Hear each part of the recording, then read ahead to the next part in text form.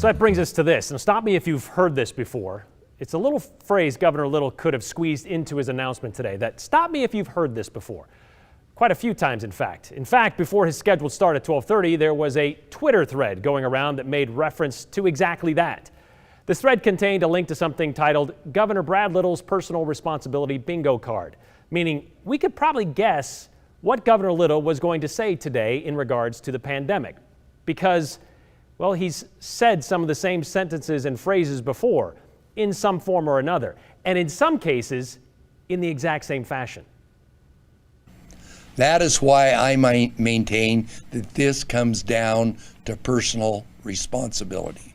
As Idahoans, we pride ourselves on our independent spirit, a quality that defines our way of life. I continue to have great confidence in the people of Idaho to do the right thing, to protect themselves and their loved ones during this challenging time.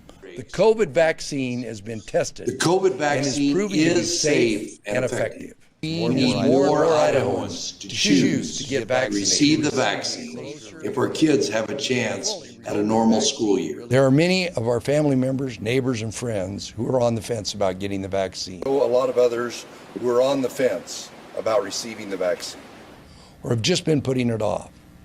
To those fellow Idahoans, to those friends and neighbors of ours waiting to receive the vaccine, the time to get the vaccine is now.